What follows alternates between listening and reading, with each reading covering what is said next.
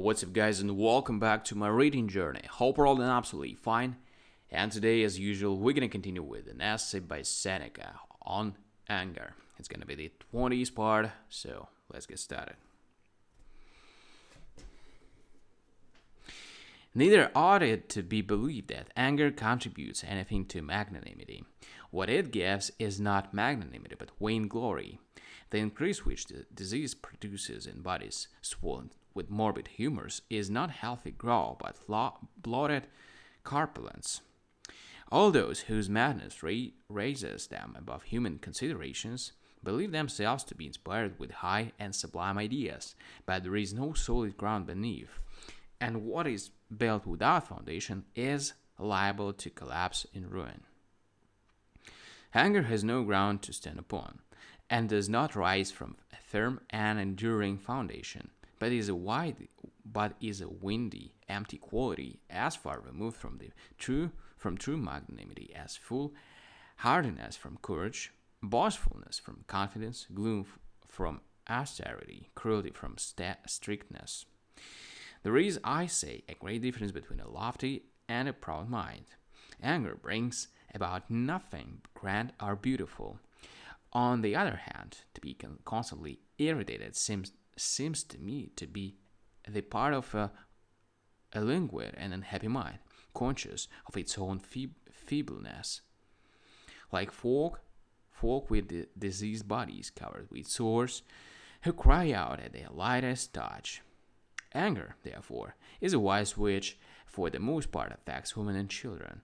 Yet it affects men also, because many men, too, have womanish or childish intellects. But what are we to say? Do not some words fall from angry men which appear to flow from a great mind? Yes, to those who know not what true greatness is, as, for example, that foul and hateful saying, "Let them hate me, provided they fear me." Let them hate me, provided they fear me, which you may be sure was written in Sulla's time.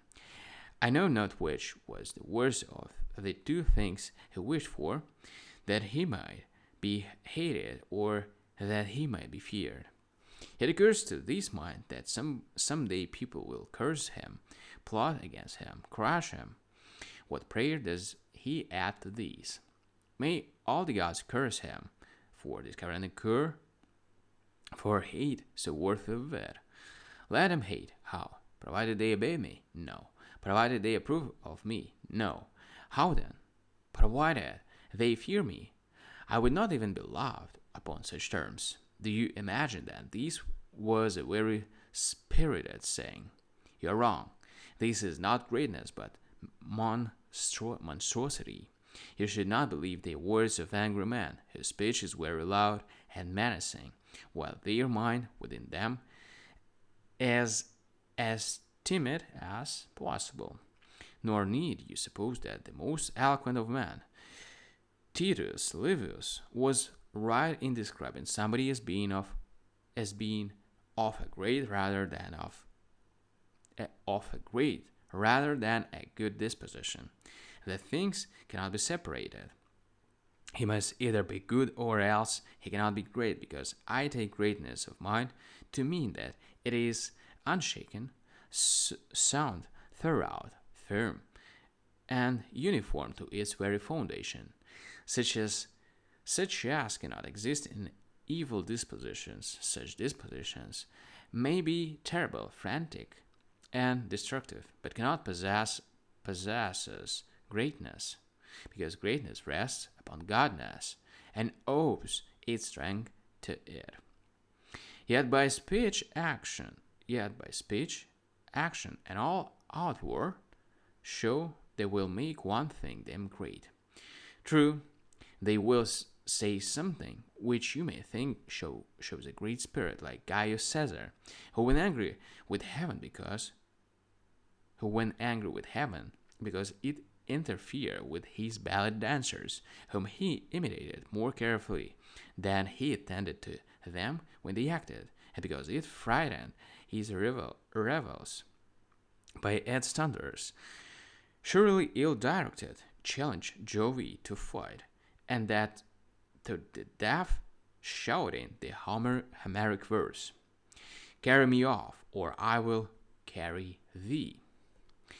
How great was his madness! He must have believed either that he could not be hurt even by Jupiter himself, or that he could hurt even Jupiter itself.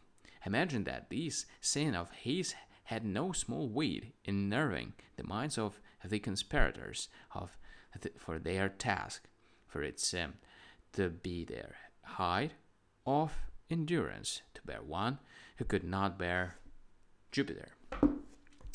Alright, guys, so yeah, we've done with the 20 sports, and we're gonna continue tomorrow on the next one, and it's gonna be the last one for these books. So thank you for joining me today on this video. I'm gonna see you tomorrow on the next one. Bye.